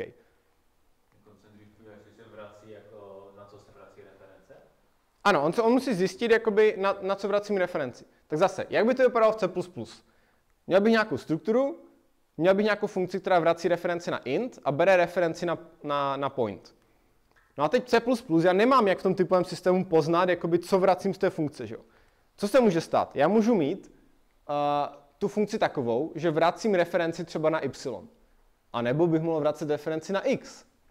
A nebo můžu vracet referenci na nějakou globální proměnou, která je prostě stejného typu jako atribut toho pointu. Nebo prostě můžu vracet referenci na úplně jiný point, který je někde uložený v paměti, prostě úplně kdekoliv. Jo, prostě v tom typovém systému C++ my to nemáme jak poznat. Abychom to v Rustu poznali, tak my musíme k těm referencím ještě přidat něco navíc, než jenom to, že to je reference. A to je takzvaný lifetime. Jo. Takže když vlastně napíšu tu funkci takhle, jenom jak je, tak ve skutečnosti každá ta reference, kterou v tom programu mám, tak ona má k sobě asociovaný takzvaný lifetime, což je jakoby nějaká doba životnosti paměti, na kterou se ta reference jako ukazuje. Jo? Já to schválně říkám tak jako vágně, protože ono je jako několik interpretací toho, jak to můžeme chápat. Můžeme si to představovat tak, že to je nějaký rozsah zdrojáku.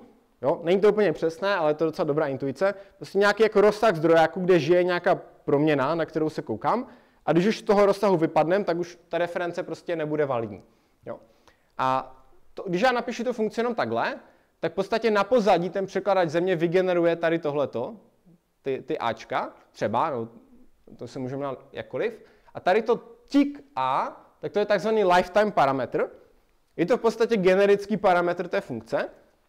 A já teď tím říkám, když volám tu funkci, tak existuje nějaký lifetime, kterému budu říkat A, tady bych to mohl pojmenovat prostě klobása, nebo jak budu chtít. Existuje lifetime, kterému říkám A. Tady ta reference má lifetime A a já vracím nějakou prostě další referenci, která má taky lifetime A. Jo, zase je to teď trošku zjednodušující vysvětlení, jsou tam mezi tím nějaké vztahy, subtyping, variance a tak, do toho nebudeme zabíhat, ale jako zjednodušeně to můžeme chápat prostě tak, že teď jako vidíme z té signatury, už vidíme, že tahle ta reference souvisí s touhletou referencí. Takže já teď vím, že nevracím nějakou globální proměnu nebo něco úplně jiného, já prostě vím, že vracím něco, co je uvnitř toho pointu a to je jakoby ten default. To je teď, když to napíšu jenom takhle, tak by default ten překládač předpokládá, že tyhle ty dvě reference jsou spolu, prostě že spolu souvisí. Jo? My tam nemusíme psát to tik a všude, aby to prostě nebylo zbytečně jako ukecané, takže ten překládač udělá takzvaný lifetime elision a ten elision jakoby tohle to mi dovolí vymazat a já to napíšu jenom takhle jednoduše. Jo, kdyby už tady měl třeba dva parametry, to si ukážeme za chvíli, tak už ten elision nebude fungovat, protože on by nevěděl, z kterých z těch dvou parametrů, z těch referencí si vzít ten lifetime pro tu návratovou hodnotu. No takže, když se vlastně na to podíváme teď zpátky a už jako víme, že tam jsou ty lifetimey, tak teď už jako ten překladač vlastně má docela jako jednoduchou práci. No tak já vím, že tady to P má nějaký svůj lifetime, to je prostě tady nějaká, tady ty v podstatě vozaka jako ty 3 řádky. Ten lifetime se mi vypropaguje dovnitř do té funkce, nastaví se mi tady do toho Ačka, tím pádem já vím, tady dovnitř prostě jde nějaké Ačko. No a tím, že jsem ho nastavil tady dovnitř, tak vím, že i to, co jde na výstupu, tak musí být v úzovkách to stejné Ačko, nebo aspoň nějak spolu musí souviset. A tím pádem si ten překladač je schopen vypropagovat ten lifetime do téhleté reference. Takže on teď ví, že to iref ve skutečnosti se kouká do toho P a ví, že to P žije na těch 3 řádcích a tím pádem ví, že na řádku 4 už prostě nesmím šáhat na tu referenci. Dává to smysl? Jo? A díky tomu je schopen vlastně zkontrolovat i napříč funkcemi, že to funguje tak, jak má. Jo? A on se vždycky kouká jenom na tu signaturu. On vůbec neví, co je uvnitř té funkce, on jenom z té signatury musí poznat, jestli to je OK. Kdyby to nešlo poznat ze signatury, tak Rust v podstatě nemůže existovat, protože ten překlad by trval jako 5 hodin. Protože on by se musel rekurzně prostě vždycky dívat do všech funkcí a do těch funkcí, které volají další funkce. Jo? Takže jenom tím, že to je z té signatury, tak je to jako škálovatelné, ta analýza. Tak, co by se stalo, kdybychom měli těch referencí v tom vstupu víc? Tak tady už musím napsat teď ten lifetime, kdyby ho tam nenapsal, a já tady nemám tu chybovou hlášku, ale tak jenom zase pro zajímavost můžeme si ukázat, takže kdybych měl tu stejnou funkci, takže něco takového,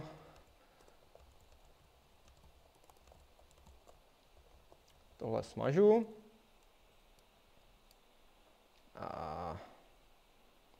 jo, tak on mi to tady v podstatě řekne, hele, chybí ti tady lifetime specifier, jo, teď už tam nemůže dojít k tomu elision, protože on neví, jaký lifetime má dát tady, jestli má jít z toho prvního nebo z toho druhého. A nabízím jako řešení, že tady prostě dám jeden parametr a nastavím ho všem 3 těm lifetimeům, všem 3 těm referencím, pardon. Jo, takže to mi teď jakoby nabízí jako řešení. Co by se teda stalo, kdybych to řešení akceptoval, kdybych tam dal to Ačko?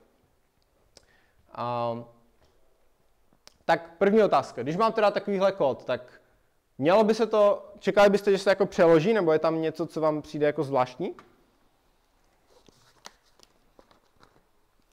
Asi byl problém, kdybych ten point B zahodil dřív, než ten point A. Jasně, ale teď, pokud ho nezahazuju. Jo, ale možná se mohli podívat tomu, že já tady mám jakoby jeden lifetime parametr, říkám, že tady ty 2 reference mají mít v úvozovkách stejný lifetime, ale cpu tam 2 různé proměny, které mají určitě jako různou životnost, jo? Nemají stejnou. Minimálně o ten jeden řádek se liší, kdybychom to brali jako, že to jsou řádky. No tak tady můžeme vidět to, že on tohleto, že tam mám to Ačko, tak to neznamená, že to je přesně lifetime tady té reference, nebo přesně lifetime tohleté reference druhé. On se v podstatě snaží nějakým způsobem jako unifikovat. Jo, protože on v podstatě se podívá, jsem schopen unifikovat tady ty 2 lifetimey do nějakého lifetimeu, který v podstatě nad množinou toho P1 i P2. Pokud ano, tak se to přeloží. Pokud ne, což by se mohlo stát v jiné situaci, tak by se to nepřeložil. Ukážeme si, jak to funguje tady to. Jo? Co by se teď stalo, kdybych dropnul to P2 a pokusil se vypsat to R.x? Tak, ale jako je ten program správně, jako sám o sobě? Je tam paměťová chyba, kdybych to prostě... Mohla by být? Teď tam je vlastně definice té funkce, takže ne. Teď tam není, protože já vracím vlastně P1, dropuju P2 a pak vypisuju P1, takže to je úplně v pohodě. ale tím, že já jsem tady řekl, že vlastně mám nějaký lifetime, který se jako svazuje s oběma dvěma těma referencema a na výstupu ho pak vracím, tak ten překladač v podstatě, já jsem mu teď říkal, že má udělat následující. Podívej se, jaký je lifetime toho P1, podívej se, jaký je lifetime toho P2, vygeneruj nějaký lifetime, který je jakoby nadmnožinou obou dvou, a toto se mi vrátí z té funkce, tak to bude právě ta nadmnožina. Takže já nevím, jak moc to jde vidět, ale tohle je jakoby čtvereček, kde se jako střídá modrá a červená barva. Tím jsem chtěl jako naznačit, že ta vrácená reference je v podstatě nějaký jako, nevím, jestli jak moc znáte quantum computing, ale nějaký jako quantum entanglement, prostě obou dvou těch stupních stavů. Jo? Jsem jakoby spojil se mi dokupy a ten překladač už teď není schopen rozlišit, jestli jsem vrátil Ačko nebo Bčko, takže tenhle ten program se mi nepřeloží. Jo?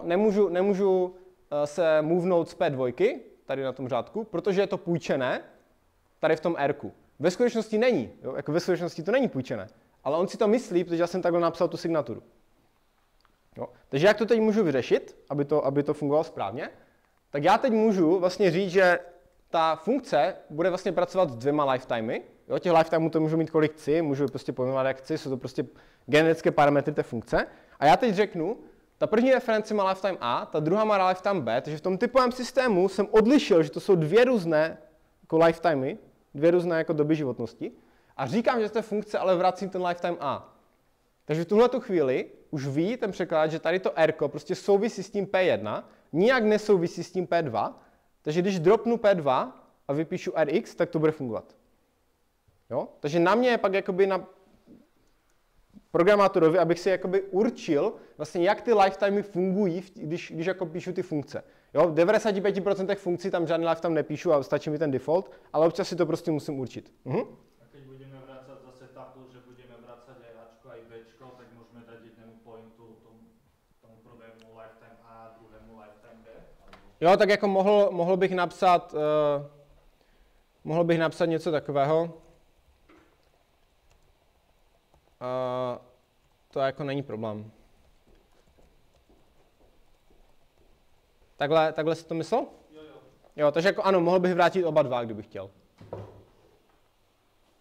Jo, ale zase, kdybych si teď jako pokoušel nějak jako pokazit a teď bych tady to Ačko změnil za B, jo, prostě bych to snažil jako rozbít, tak ten main sám o sobě pořád jako funguje. Ten main by se mi jako sám o sobě v úzovkách jako přeložil, protože ta signatura je správně.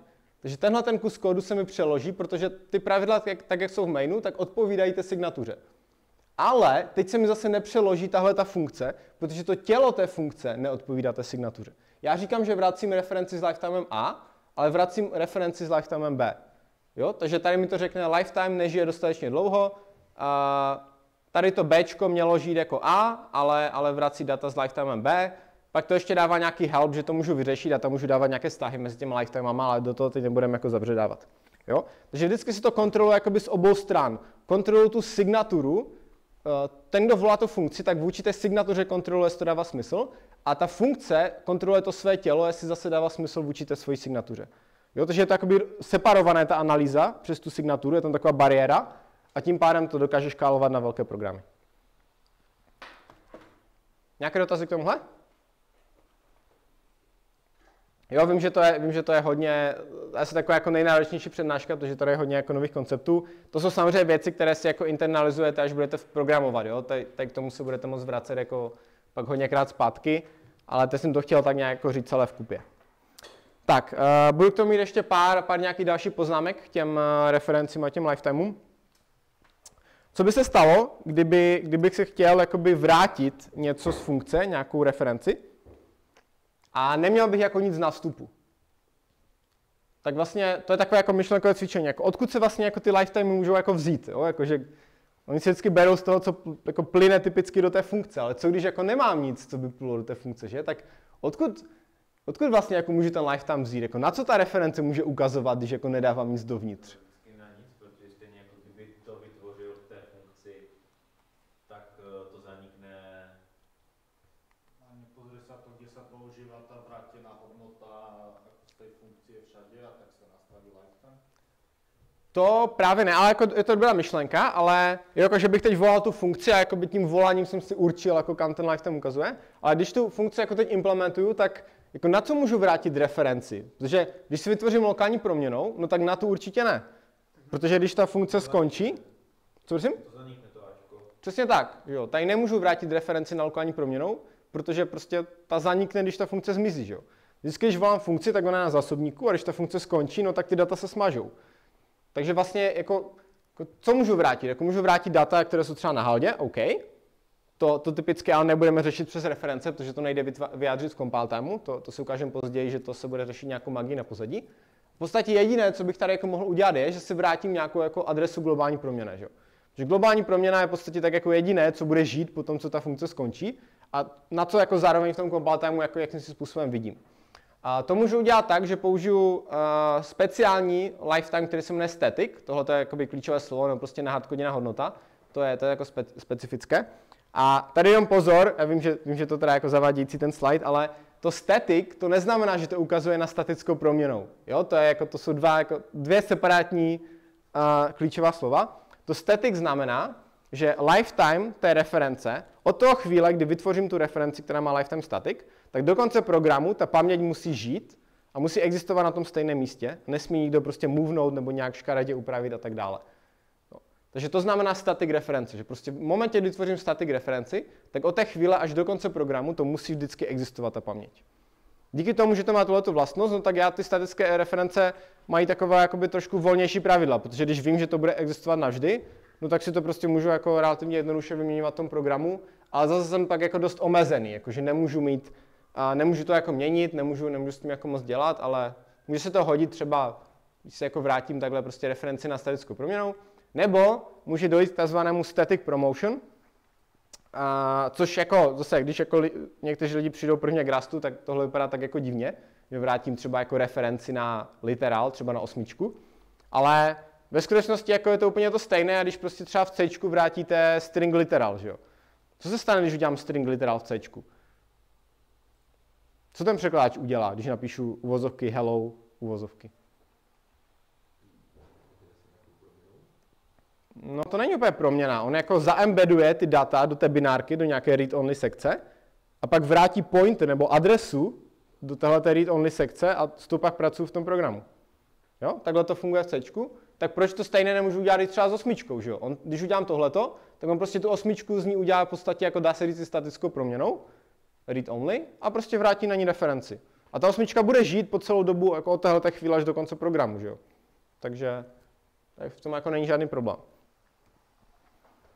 Že to jsou ty statické reference, ty moc jako používat nebudete, ale jako občas se hodí. Třeba když máte prostě právě ty statické stringy, tak si někam můžete uložit jako ampersand, tick, static, ctr a máte prostě pěkný string.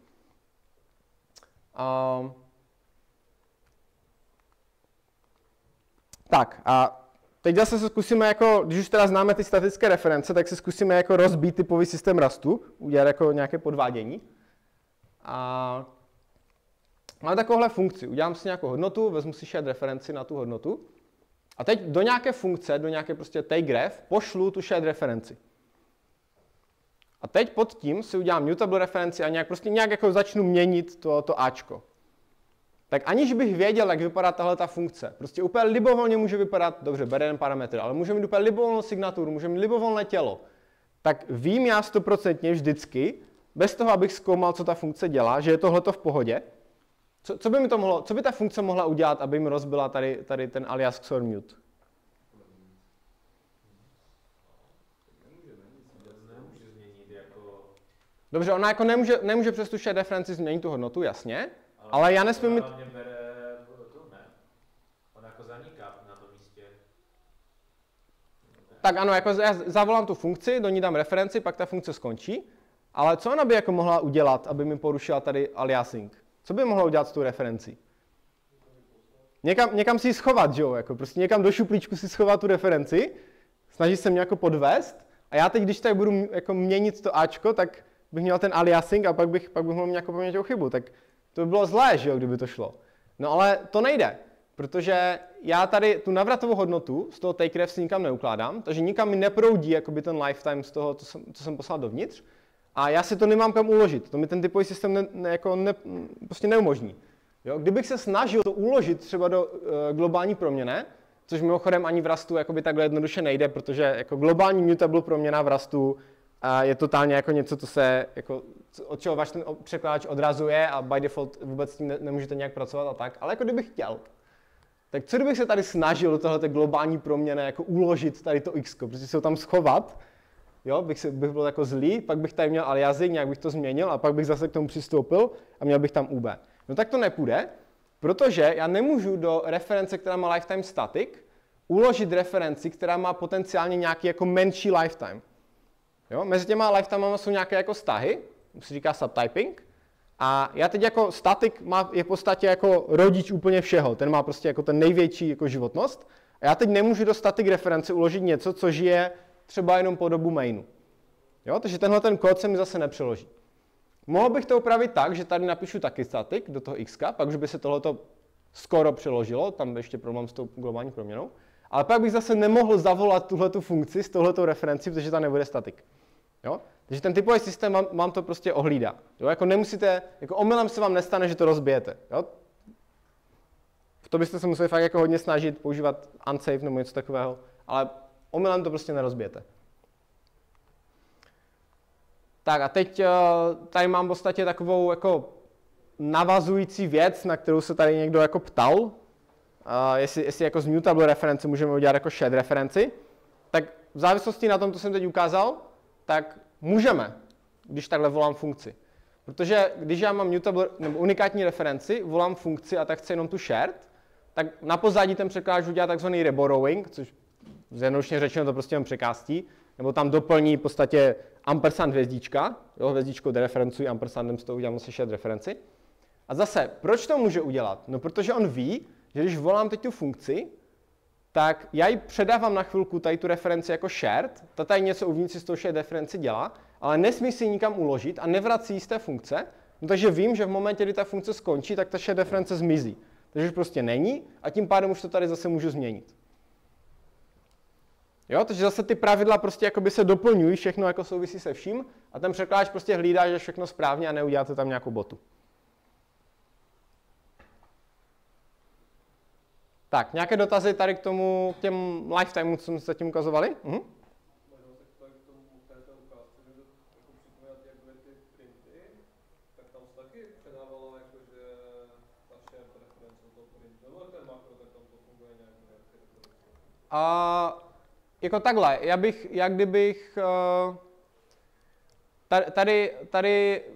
já tady nemám těch referencí víc, jo, tam byly ty reference 2, tady mám jako jednu referenci a tu jakoby konvertuju na shared, takže tady mi vznikla druhá, která je shared, ale pak pracuji pořád s tu původní, jo, to je ten rozdíl. Předtím jsem tam měl dvě reference, že jsem měl aliasing. Tu je to vlastně, že v rámci toho daného lifetimeu je stále jedna referencia. Ano, tady je jedna reference a on ví, že prostě během volání tady té funkce, já nemůžu nic dělat v mainu, že jo? Když se provádí tahle ta funkce, tak ten main je jako zapauzovaný, takže tam nemůžu nic pokazit. Nemůžu nic pokazit ani tady uvnitř a tím pádem, až ta funkce skončí, tak prostě ti budu pokračovat dál a dělám, jak kdyby k tomu v uvozovkách nedošlo. Kdybych tady pod tím změnil value, tak by to asi šlo, protože bych zase nepoužíval dál to R1, jo? Jen se to jako nesmí překřížit. A kdyby tam bylo jako value, ale i R1, tak už v té chvíli problém, protože... No prostě nemůžu tam mít jako situaci, kdybych si to jako překřížil ty jako životnosti těch referencí a zároveň jako používal. Takže tady to value nikdy nepoužívám, takže je to v pohodě. Jo, kdybych tam to value použil, takže asi problém. Jedna věc, na kterou narazíte u těch lifetimeů, je jak jako pracovat s lifetimami, když máte nejen ve funkci, ale v nějaké datové struktuře, což občas je bohužel trošku otravné, ale prostě musí to tak být. Představme si nějaký use case, že máme prostě parsování tokenů, píšeme nějaký parser, programovací jazyk, naparsujeme tokeny, dostaneme uvnitř na vstupu nějaký string, vrátíme nějaký vektor tokenů. A teď, jestli tušíte, jak fungují překladače, tak nějak sparsují prostě vstup na nějakou sadu tokenů, číslo, plus, operátor, string, mezera, komentář, blablabla. A kdybychom to teď jako vraceli takhle, že vracíme vektor tokenu, tak my na vstupu dostaneme nějaký jeden dlouhý string, prostě zdrojový soubor. A teď tady ten string s tím velkým s, tak ten dělá pro každý ten token, by teď udělal alokaci na haldě. Takže kdyby tam bylo 1000 tokenů, tak uděláme úplně zbytečně 1000 alokací na haldě. Místo toho, abychom si prostě jen pamatovali 1000 kukátek do toho vstupního stringu, že jo. Nám prostě stačí, ten string pořád existuje, takže nám se stačí do něho dívat pomocí nějakých pointerů, nepotřebujeme alokovat milion věcí na haldě. OK, takže bychom chtěli udělat něco takového. Z té struktuře je reference na str. Jo, jenže kdyby to bylo jenom takhle, tak já bych zase přes tu strukturu si mohl pašovat ty reference bez těch lifetimeů. Tady bych si mohl prostě vrátit nějakou referenci a propašoval bych si přes ní jako kukátko nebo pointer do toho vstupu a ten typový systém by o tom nevěděl, že to pašuju přes tu strukturu. Nevěděl by, že je tady vztah mezi tím vstupem a výstupem. To znamená, že když ve struktuře nebo enamu máte jakoukoliv referenci, tak pokud nebude teda static, který tam může být vždycky, tak vy musíte vlastně tu strukturu udělat generickou, takzvaně jako v úzovkách, musíte k ní přidat nějaký jako lifetime parametr a použít ten lifetime parametr pro tu referenci, jinak se vám to nepřeloží. A v tuhleto chvíli tenhle zdroják už by se teda jako přeložil, kdyby tady bylo nějaké rozumné tělo, protože zase tady je ten lifetime elision a ten překládač tam tady doplní Ačko, Ačko, Ačko, takže to bude fungovat. A na pozadí on v podstatě vygeneruje tohleto. Jo, jenom prostě to můžete napsat takhle, aby... Teď vám to teda dá takový warning, že to není úplně OK, abyste tady jako skrývali ty zobáčky, že to je generické, ale jako projde to, jo, ale na pozadí se vygeneruje tohle. A zase máme tam ten vztah. Na vstupu jde nějaký string s nějakým lifetimem a na výstupu jde set tokenů a všechny ty tokeny musí žít, nebo ten vstup musí žít aspoň tak dlouho, se to zamotal. Když budu šáhat na ten token, tak prostě ještě ten input musí žít, jo. Nemůže se mi teď stát, že smažu ten input a pak šahám na ten token, to se už zase nepřeloží. Jo, prostě teď už ta životnost toho tokenu je spjatá s tím vstupem, protože mají zase ten v úzovkách stejný lifetime, jo, nebo nějakou nadmnožinu, zjednodušeně řečeno. Jo, takže když budete dělat jako high performance parsing nebo něco takového, když to jako řeknu tak blbě, tak tam budete muset spát ty lifetimy, když se budete chtít zbavit alokací, když tak řeknu ve strukturách a mít jenom reference někam, tak tam prostě musí být lifetime. Můžu se ptát? Může vzniknout ten jako pointer na str, ne string, jinak než jako literálem? Jo, tak mohl bych si udělat jakoby string s velkým S na haldě a poslat si tady jako referenci do něho. Je to takhle?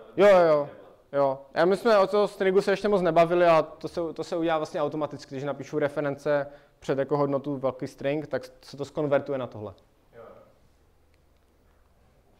Tak, takže jenom k tomu takovou jako poznámku, když vidíte nějaký typ, který nemá žádné ty lifetime anotace, tak je to takzvaně jako nějaký owned typ, to znamená, on jakoby vlastní všechny data, které má prostě uvnitř, není závislý na něčem venku. Když ten typ má nějakou jako lifetime anotaci, tak to znamená, že ten typ závisí na nějakých datech, které žijou bokem. Prostě má uvnitř nějakou referenci, která se kouká na něco, co je bokem. Když to, co je bokem, smažu, tak mi to zinvaliduje ten typ, který má ten lifetime. Jo, takže to je taková jako pomůcka, když tam uvidíte ty lifetimy, tak prostě víte, že ta hodnota té struktury na něčem jako závisí, na něco ukazuje. Tak a teď už jenom velmi stručně, to už jakoby nesouvisí teď s paměťovou bezpečností, to už je jenom takový dodatek k tomu, k těm referencím, ať to máme kompletní. A možná jste tady viděli, že jsem na některých slidech měl něco jako ampersand hranáté závorky, anebo ampersand ctr. Tak to byl takzvaný slice. A jestli znáte třeba C++ std span, což je v podstatě pointer a plus počet prvků, tak to je něco takového. Takže jenom ať jako tušíte, že tam něco takového je. A když mám třeba pole, nebo to může být klidně vektor, nebo cokoliv, co má prostě takhle víc prvků za sebou, tak v momentě, kdy si vytvořím referenci na jeden prvek, to je to, o čem jsme se tady celou dobu bavili, tak ta reference na jeden prvek je v podstatě jenom jako pointer. Jo, tady mám referenci na R0, tak mám pointer na 0. Ale já si můžu udělat i takzvaně slice, když tady řeknu, že těch prvků, na kterých se ukazuju, tak je jako víc. A v Rustu slice v podstatě znamená to, že mám takzvaně fat pointer, to znamená, mám ukazatel na nějaké data, tady v tom případě na to C, a zároveň mám informaci o tom, kolik tam těch prvků je. Takže tady mám 2, 3, 4. Jo, ta 5 už je jakoby exkluziv. Takže teď tady ten slice vypadá tak, že mám prostě ukazatel a 3 prvky. Jo, takže takhle můžu jakoby vytvářet prostě kukátka, nějaké pointy, které zároveň jako se dívají na víc prvků, které leží za sebou v paměti. Což je jako velmi užitečná častá věc. A můžete tam s tím indexováním jakoby tu hranici můžete mít, že tam jako není, takže když tam napíšu 2 tečky, tak to je prostě celá ta vstupní datová struktura. A když tam na začátku nic nemám, tak to je od začátku, když tam na konci nic nemám, tak je to do konce. Jo, takže taková jako klasická syntaktická podpora. Je to poslední ekvivalentní s tím vypadá jako ampersand array?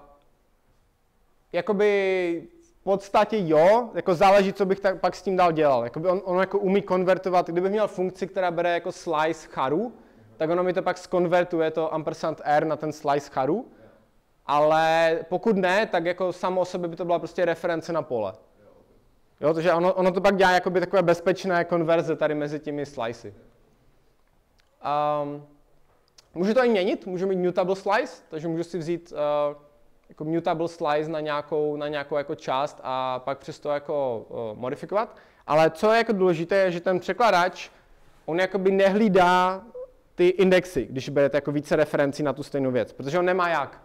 Tady ty indexy jsou statické, ale oni můžou klidně být načtené ze souboru nebo prostě být runtime hodnoty. Takže i když vlastně tady ty dva slicy jsou jakoby separátní, neukazují na stejné data, takže tam nemám aliasing, jo, tady mám jenom 0 a tady mám 2, 3, 4, tak tohle to se mi stejně nepřeloží, protože on jako není schopen teď rozlišit, že to jsou jako dva separátní slicy, prostě ví, že to R se půjčilo dvakrát a to zase porušuje alias XOR mute. Jo, takže... Ale ten slice mapuje normálně 0, 1, 2 na indexy, ne? No takhle, jako tady v tom prvním sliceu mám jenom vlastně to Ačko a tady v tom druhém sliceu mám C, D, E. Ale... Takže přistupovat k tomu CDE budeme normálně... Jo takhle, jako ano, kdybych napsal slice 2.0, tak to bude šahat na C. Jako slice 2 hnaté závorky 0, tak to bude šahat na C. Jo a pak mi to píše, že tady nějaká metoda split add mute ze standardní knihovny, která je schopná mi to rozdělit na ty jako dva slicey a uvnitř kontroluje v runtimeu, že jako se nepřekrývají, jinak by mi to se porušilo to pravidlo. A slice můžu dělat i na string, takže když si udělám prostě literal, tak tady tohleto, ampersand ctr, tak je ve skutečnosti string slice, je to pointer na první byte plus počet jako byteů, kolik je v tom stringu. A zase můžu si z toho jako vytahovat i ty jako subslicy prostě tady tím indexováním, ale to by jako hrubě nedoporučoval, protože to jako v Unicodu úplně nemusí dávat smysl v UT8. Jo, tady to jako dává smysl, že se vytáhnu třeba LLO, OK, ale kdybych třeba měl string kůň, který prostě v Unicodu má tady těch 5 bytů, a teď bych se snažil z toho vytáhnout tady ty vlastně byty 2, 3, 4, takže 2, 3, 4, tak tohleto není validní Unicode. Takže tohleto by mi pak za běhu spadlo. Jo, takže jako v Rustu indexovat stringy je jako velké špatný, to bych vůbec nedělal. A dokonce ani nemůžete indexovat jenom jako jedním indexem, to vůbec nejde. Slice dělat můžete, ale dělal bych to fakt jenom v případě, kdy jako na 100% víte, že je tam ASCII nebo něco takového. Typicky to není potřeba, spíš budeme používat iterátory na práci se stringy, ale jenom jako ať víte, že to teda jako když tak jde. Tak, takže to bylo všechno, co jsem vám chtěl ukázat v té přednášce. A už jenom teda jako recap, když si vlastně projdeme všechny ty paměťové chyby, co jsem ukazoval na začátku, tak vlastně žádná z nich v Rustu by default není možná. Čtení neinicializované paměti, to tam není, všechny proměny musí být neinicializované. Null pointer reference tam není, protože reference jsou vždycky neinicializované, museli byste použít option, a když použijete option, tak zase musíte pattern matchingem ošetřit tu variantu null. Out of bounds access tam není, prostě když tak to spadne za běhu, protože tam je bound checking. Dangling pointer vám zaručí buď ownership, anebo lifetime, jedno z toho, záleží jako na situaci. Double free zase není tam, když to smažete, už na to nemůžete šahat. Use after free není tam, buď to zaručí ownership nebo lifetime. Iterátor invalidace vám zaručí alias XOR mute, že k tomu nedojde. Jo, takže vlastně všechno tady z toho seznamu, co jsem měl, a jakákoliv další paměťová chyba, tak by default prostě v Rustu není možná. Samozřejmě pokud není nějaký třeba bug prostě v překladači nebo tak, to se může stát vždycky, ale jakoby v tom jazyku to prostě není možné. No a úplně nakonec takový teaser. Za pár týdnů se budeme bavit o paralelismu a jak Rust zaručuje bezpečný paralelismus. A když se vlastně tak jako zamyslíte nad tím, co způsobuje jako data races, což je taková jako klasická chyba, když píšete paralelní program, tak to vlastně znamená, že jako více vláken se najednou dívá na stejné data a mění je, že? Že vlastně se jako souběžně děje aliasing a mutability, ale to už vlastně víme, že v Rustu jako nejde. Jo, takže vlastně by default, Rust dokonce tyhle ty pravidla, co jsme si ukazovali, tak vlastně by default zakazují data races. Out of the box. Jo, prostě nemůžete omylem udělat data race. Takže to je vlastně ten důvod, proč ty pravidla vznikly. Jo, vlastně jako to je vtipné, že oni, když dělali ten Firefox a vymýšleli Rust, tak oni nechtěli vyřešit paměťové chyby, oni chtěli vyřešit paralelismus, jako jak udělat bezpečně paralelismus. To vyřešili tím alias XOR mute a pak vlastně jako by the way zjistili, že jim to vyřeší i všechny ty paměťové chyby, prostě i v tom single threaded kódu. Jo, takže to je jenom taková jako poznámka nakonec. Tak jo, díky za pozornost, vím, že toho bylo hodně, můžete si to pak třeba přehrát zpětně, až budete narážet na borrow checker chyby a budete nadávat na překládač. Tak jo, dáme pauzu a pak cviko.